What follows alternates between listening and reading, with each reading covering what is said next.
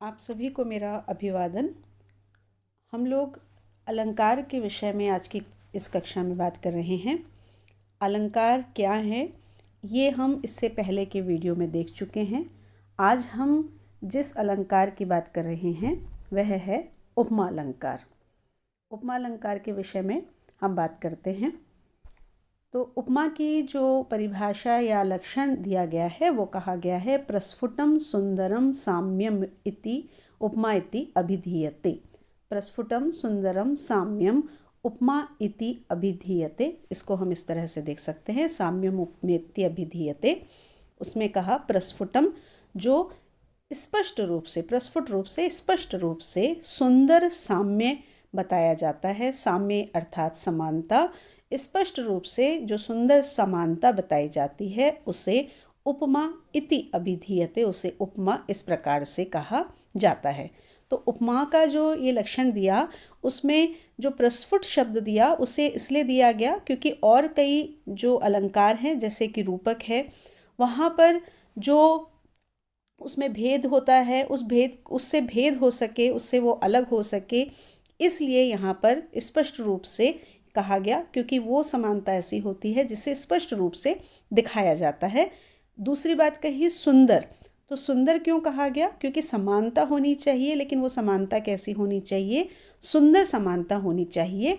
यदि समानता सुंदर नहीं होगी तो वो कभी भी शोभा में वृद्धि नहीं कर सकती है, और ये हम जानते हैं कि अलंकार का तात्पर्य होता है शोभा में वृद्धि करना। किसी के मुख को देख करके यदि यह कहा जाए कि उसका मुख चंद्रमा के समान है, उसका मुख कमल के समान है, उसका मुख किसी पुष्प के समान है, तो वो उसकी सुंदरता में वृद्धि कर रहा है, तो वह अलंकार है।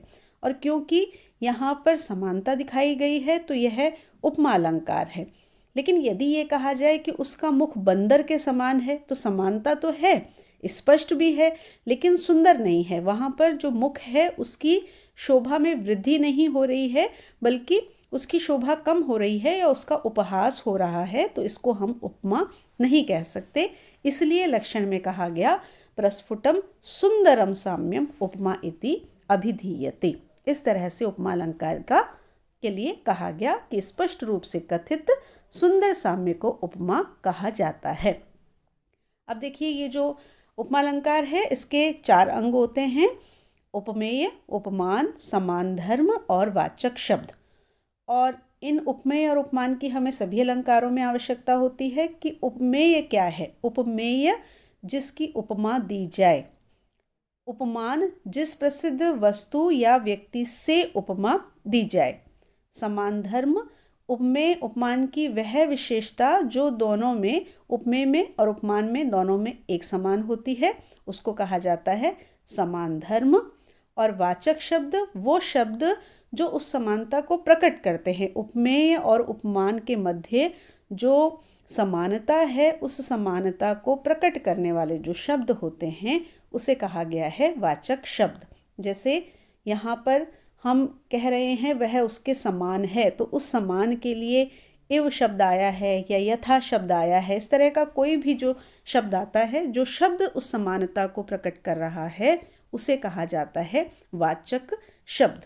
तो उपमेय जिसको उपमा दी जाए, जैसे हमने कहा मुख चंद्रमा के समान है, तो मुख यहाँ पर हो गया उपमेय। और जिससे उपमा दी जाए तो वह हो गया उपमान। तो यहाँ पर हमने उपमा दी है चंद्रमा से, तो वह उपमान हो गया।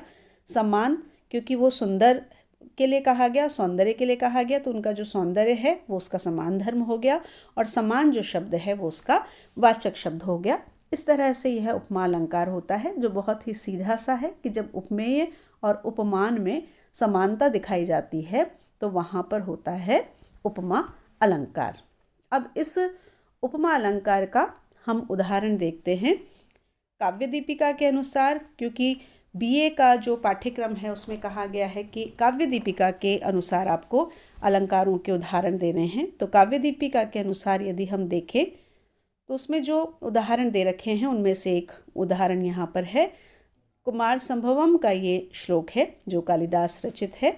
हरस्तु किंचित परिलुप्त धैर्यैश्च चंद्रोदयारंभ इव अंबुराशि उमामुखे बिंब फलाधरोष्ठे व्यापारयामास विलोचनानि।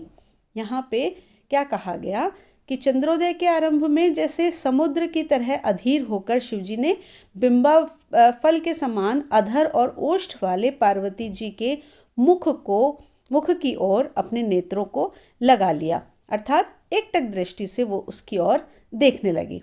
तो यहाँ इस श्लोक में जो अधीरता जो गुण बताया गया है, यहाँ उपमेय है शिव और उपमान है समुद्र।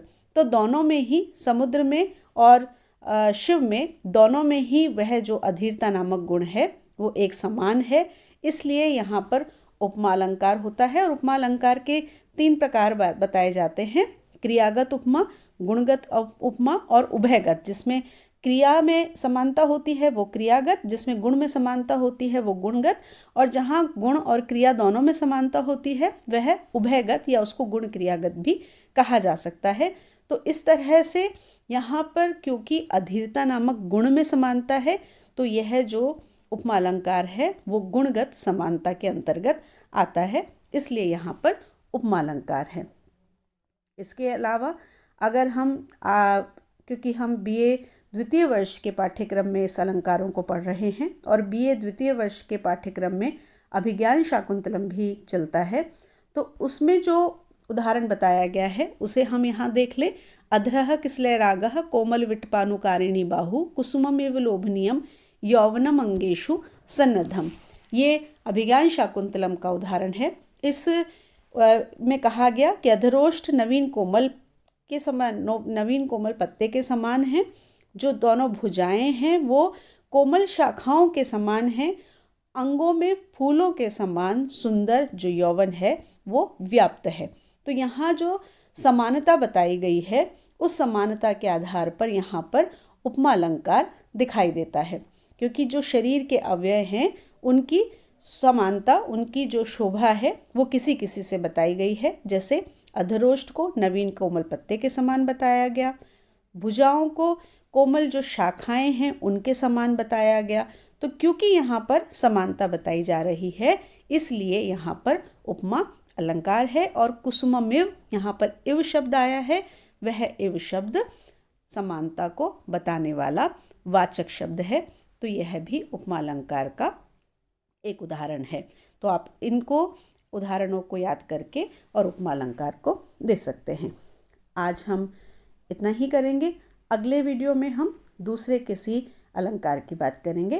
तब तक के लिए धन्यवाद।